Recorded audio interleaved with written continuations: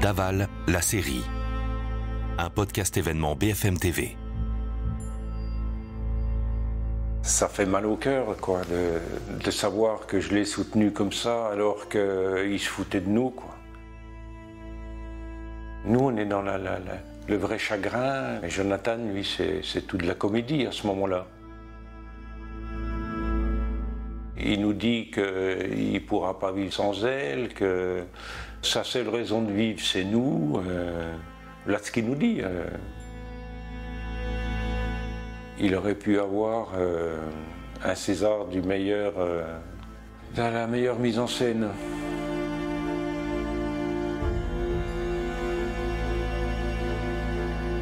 Je m'appelle Jean-Pierre Fouillot. J'ai vécu avec le meurtrier de ma fille 3 mois, sans le savoir. Jean-Pierre, le père d'Alexia, a lui aussi été victime de Jonathan Daval. Les jours suivant la disparition d'Alexia et jusqu'à son arrestation par la police, ils ont continué à vivre avec celui qu'ils considéraient comme leur propre fils. Ils l'ont écouté, puis consolé, sans jamais douter. Dans cet épisode, nous allons vous raconter comment, de la recherche du corps d'Alexia à son enterrement, Jonathan Daval s'est retrouvé au cœur de l'attention médiatique en échappant à celle de ses proches. On découvre le corps, c'est un véritable carnage. Elle a été massacrée, et puis surtout brûlée. Elle a été suppliciée, Alexia. Elle était ma première supportrice, mon oxygène. Il était vautré littéralement sur le cercueil d'Alexia, en train de pleurer. Et là, je me dis, il y a un gros problème. C'est-à-dire que s'ils mettent les scellés, Jonathan ne reviendra pas. Il s'est jeté à mes genoux d'un coup en disant que c'était lui, qu'il était impardonnable. Je me souviens juste de ça. Épisode 2. Dans les yeux de Jean-Pierre Fouillot, le père d'Alexia.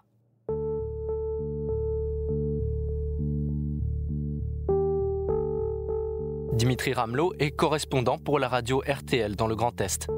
Cette histoire, elle commence le samedi, moi je travaillais pas. Et bon, on attend de voir un petit peu ce que ça donne. C'est une joggeuse, elle est adulte, elle est majeure, elle peut avoir disparu volontairement. Bon, puis le lundi, on sent que ça peut être sérieux. Donc je pars de Nancy du bureau à 7h30. J'ai à peu près 2h30 de voiture pour aller à Gray. Il y a eu plusieurs cas de joggeuses qui sont parties, qu'on n'a pas retrouvées vivantes, qu'on a retrouvées mortes, violées, tuées. Donc voilà, là, il y a une addition de petites choses qui font dire que ça peut peut-être être une grosse affaire médiatiquement intéressant parce que tout le monde, en tant que joggeuse, joggeur, peut s'identifier à Alexia Daval. Tous les parents de joggeuses peuvent s'identifier à ce que vivent Jean-Pierre Fouillot et la maman d'Alexia, Isabelle Fouillot.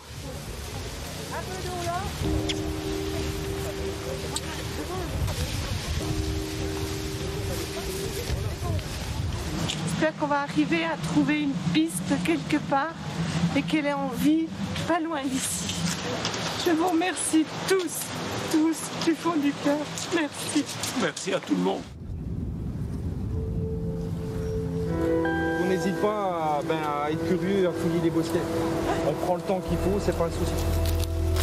2 battues se sont déroulées, une hier qui a rassemblé près de 200 personnes et une autre aujourd'hui qui a rassemblé de 400 à 500 personnes. La zone qui a été ratissée aujourd'hui, c'est la zone qui se trouve sur la rive gauche de la Saône, un secteur où la joggeuse avait l'habitude de courir avec son mari. On souhaite retrouver Alexia, mais ça fait déjà 2 jours ou 3 jours. On commence à avoir de sérieux doutes quand même. On craint le pire. On marche, on essaie de déplacer un peu 2 branches qui traînent, on regarde dans tous les fossés. Là, il y a des moments, on aperçoit une chose pas comme une autre. Là, il y a la barre qui arrive au ventre. Puis non, pour nous, rien ne se passe. Dimitri Ramelot est correspondant pour la radio RTL dans le Grand Est. J'étais avec un gendarme sur un chemin forestier avec des champs à droite et à gauche et des dizaines et des dizaines de civils, 1 mètre, tous les 1 mètre, parfaitement alignés, les gendarmes qui demandaient à ce que ça soit bien aligné, dans un silence absolu. Mais Jonathan Daval, à ce moment-là, on le voit pas, on l'entend pas, il ne s'investit pas et n'était pas hyper actif dans la recherche du corps de sa femme à ce moment-là.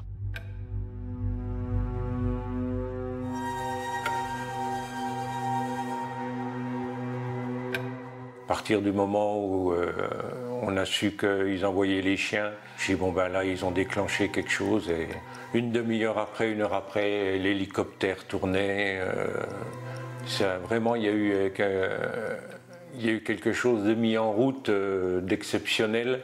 Et puis j'ai pris la décision de fermer le bar. Là, je me suis dit, elle n'est pas rentrée, il se passe quelque chose. Gilles-Jean Portejoie est l'avocat de la famille d'Alexia Daval. Mais il y a eu ce premier temps madré d'espérance, en fait. C'est ça qui est d'ailleurs le premier drame pour la famille de la victime. Ils ont cru, lors des premières heures qui ont suivi la disparition d'Alexia, qu'elle était en vie.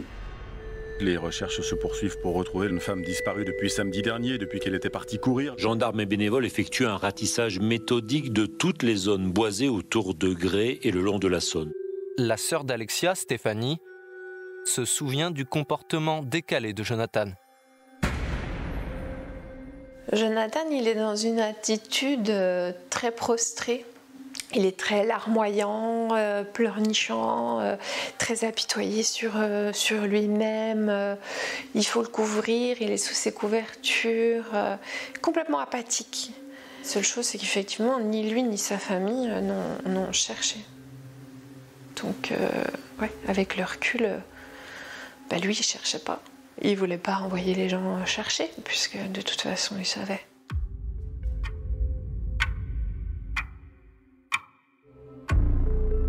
On est convoqué à 19h, je crois, à la gendarmerie pour nous annoncer une évolution d'enquête. Et là, le procureur nous annonce qu'ils ont retrouvé un corps en partie calciné dans les bois des Moulins, mais ils ne peuvent pas à ce moment-là dire si c'est une fille ou un garçon. Ce sont les mots du procureur.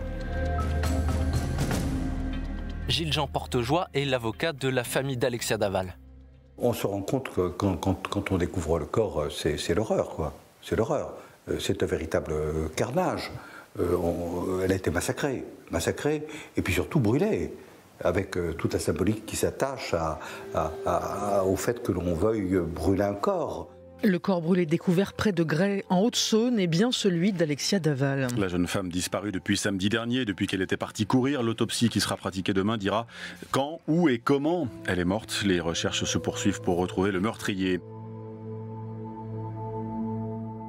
On ne réagit pas. On continue à subir l'horreur depuis le départ, depuis sa disparition. C'est un échelon dans l'horreur. Et puis là, on arrive à ce qu'on croit être le maxi.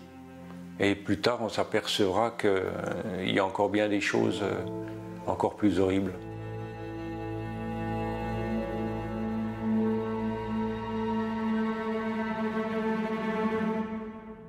La jeune joggeuse Alexia Daval, retrouvée morte lundi dernier, a subi des violences. Elle a probablement été asphyxiée. La procureure de Besançon a livré aujourd'hui les conclusions de l'autopsie menée sur le corps, découvert calciné dans un bois. Son décès est probablement lié à une asphyxie, sans que l'on connaisse encore le mécanisme de cette asphyxie. Louise Colcombé est journaliste au service police-justice du journal Le Parisien. Les résultats de l'autopsie, ils donnent 2 enseignements principaux. C'est d'abord que le corps qu'on retrouve, il est quand même carbonisé, notamment les parties génitales, ce qui n'est pas neutre. Et puis ce qu'on sait aussi ensuite, c'est que ce corps, il n'a pas été que asphyxié, il a été roué de coups. Il y a des marques absolument partout, le visage a reçu des coups, le nez épaté, il y a des traces au cuir chevelu. En fait, elle a été suppliciée, Alexia. Moi, personnellement, je pensais que c'était un crime de rôdeur. Isabelle pensait que c'était un crime éventuellement par rapport à un client du bar, éventuellement qui n'était pas content. Moi, je pensais que c'était un crime de rôdeur. Je dis, on ne le retrouvera jamais, le gars, c'est pas possible. Le gars, il passe là, il passe à Grès, il fait ça, hop, on s'en va, il habite peut-être Marseille, c'est impossible, on ne le retrouvera jamais. À l'horreur et au choc s'ajoute maintenant l'inquiétude et la psychose. Moi, je cours. Je courais. Je ne sais plus s'il faut parler au présent ou au passé.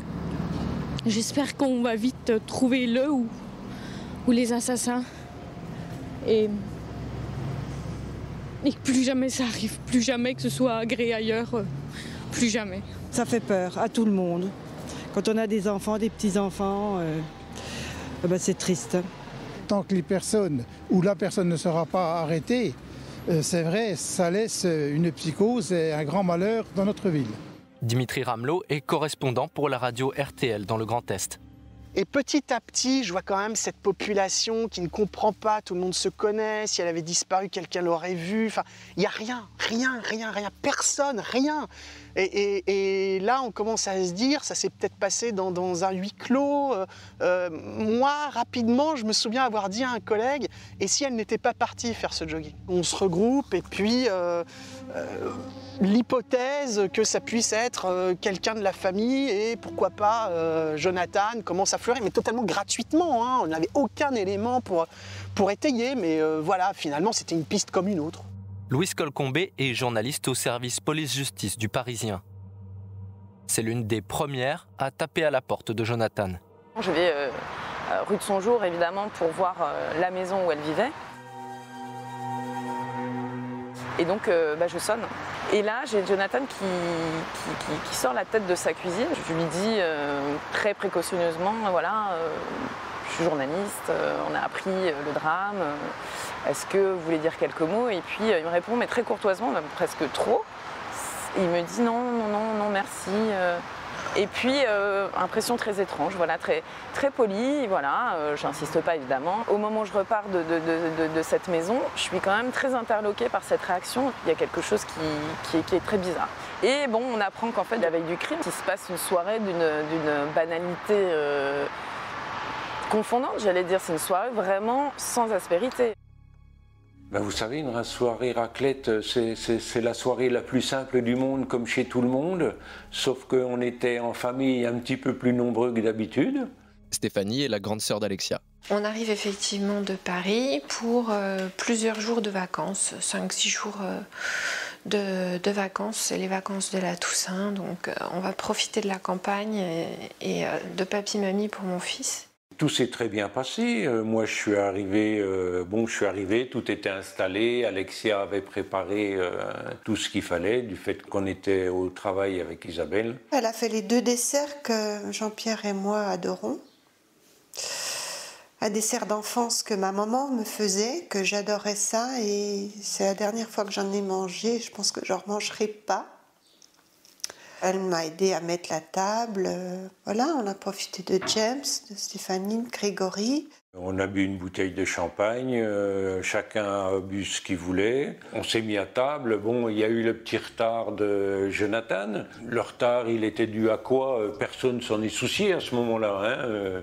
Grégory Gay, le beau-frère d'Alexia, était présent lui aussi ce soir-là. À part la petite réflexion d'Alexia à Jonathan quand il arrive très en retard, c'est tout ce qu'il y a eu. Et puis c'était franchement rien. Voilà. Et le reste de la soirée, Alexia était très, très agréable avec Jonathan. Jonathan aussi. Ils n'avaient pas l'air distants l'un et l'autre. Et on se dit au revoir à la fin du repas en se disant à demain, on ira faire les magasins toutes les 3 entre filles. Et c'est tout. Vraiment le plus simplement du monde, comme d'habitude, j'ai envie de dire. On fait comme d'habitude. Mais on l'a jamais revu. C'est la dernière fois que je l'embrassais. Alors que le lendemain, on comptait aller se promener ensemble.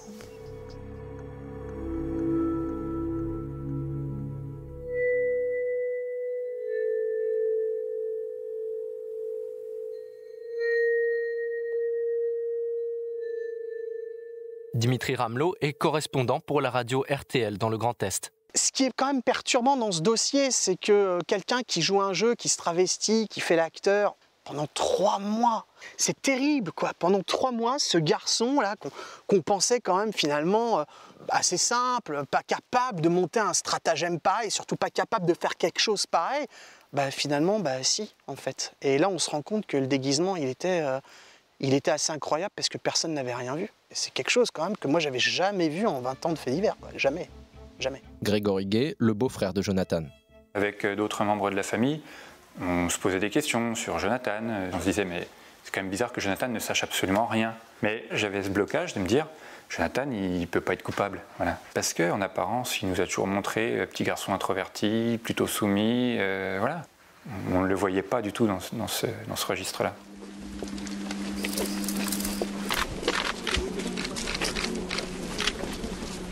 On est au plus près possible de lui, on le soutient le plus possible, on pleure avec lui, on est avec lui à 500% à ce moment-là. Je le soutiens physiquement, moralement on se soutient aussi. À un moment donné, on s'est arrêté pour regarder cette foule dont on n'en revenait pas. Mais tout ça, il l'a fait avec moi, avec Isabelle. On avait décidé de faire un petit discours chacun, de parler d'Alexia.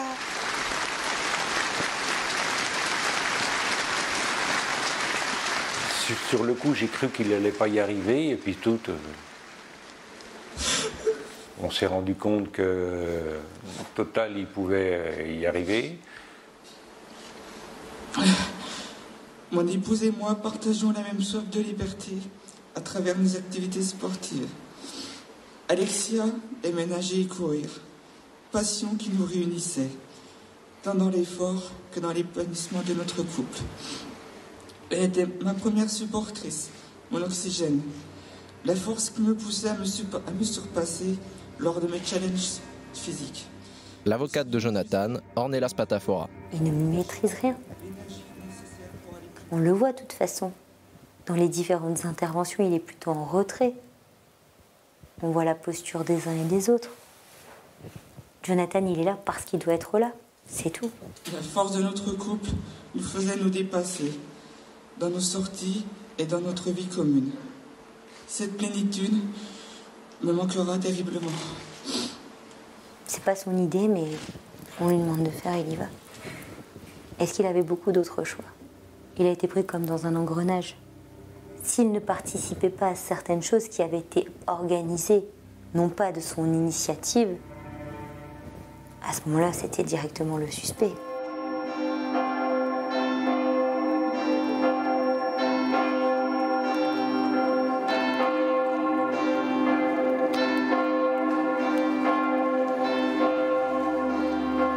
Il est venu quand même tout choisir avec nous, Jonathan.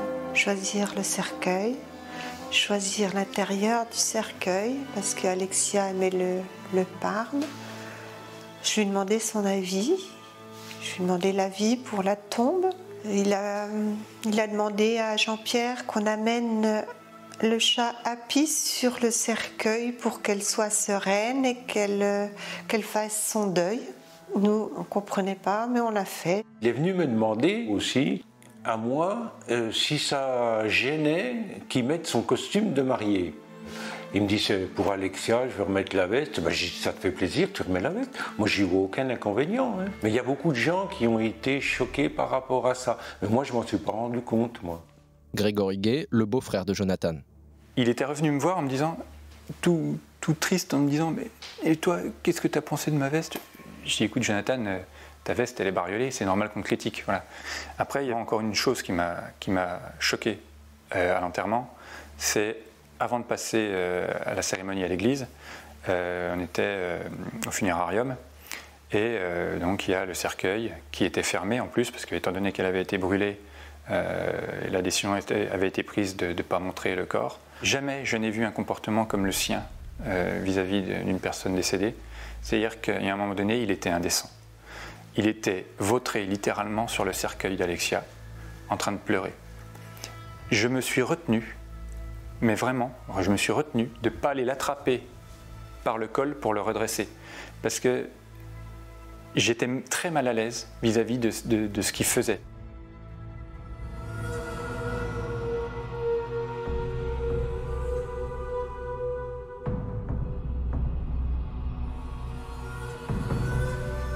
Tout le monde a une seule question en tête. Qui a bien pu assassiner la jeune femme alors qu'elle faisait son jogging? Pour l'instant, les enquêteurs n'ont donné aucune indication, aucun portrait robot. L'enquête se poursuit toujours pour retrouver le ou les meurtriers. Est-ce qu'à ce moment-là, il se disait, bon, ça a l'air d'être passé, ça fait tant de semaines que ça a l'air d'être bon, allez, je continue ma petite vie, et puis comme si rien n'était. Est-ce qu'à ce moment-là, il croit même qu'il ne l'a pas tué, c'est un accident qui est arrivé comme ça, et puis point terminé. Il est dans son monde à lui. Martine Henry, la mère de Jonathan. Il n'est pas comme le fils qu'on a d'habitude, il est triste, il est pas bien. Il y a quelque chose qui travaille dans sa tête, mais je pouvais pas savoir. J'arrivais pas à savoir quoi, puis il voulait pas en parler. J'avais l'impression qu'il vivait dans le déni. Moi, je savais pas ce qu'il avait fait, mais pour lui, je pense qu'il vivait dans le déni. J'ai essayé beau de lui parler, mais non, on est resté bloqué. Jonathan, c'est quelqu'un qu'il faut pas forcer. Si on le force, c'est fini. Donc, je cajolais, quoi. Je pouvais pas deviner. J'essayais de lui remonter le moral, tout, mais bon. Puis si je parlais d'Alexia, je me mettais à pleurer, puis lui aussi, puis il me disait non, maman, arrête. Alors pour moi, on arrêtait.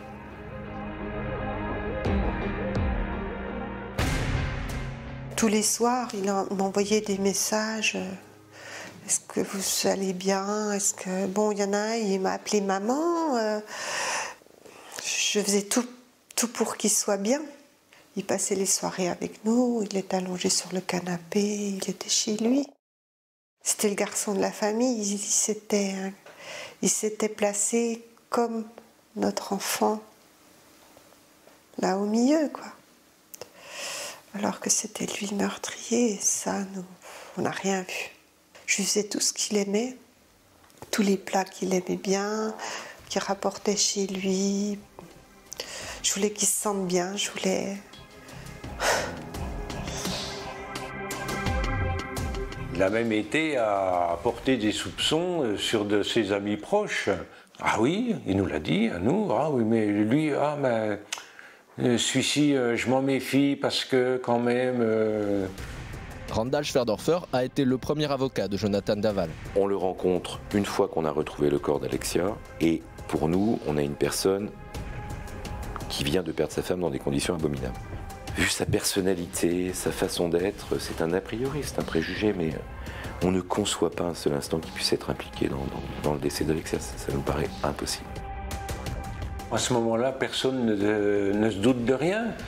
Et on est à 100 lieues de penser que la gendarmerie est sur le point d'intervenir.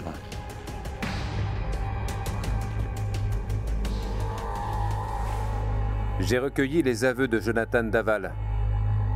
Je vais vous raconter comment nous avons réussi à le coincer. Retrouvez tous les épisodes de Daval, la série, sur l'application BFM TV, sur bfmtv.com et sur toutes les plateformes de streaming.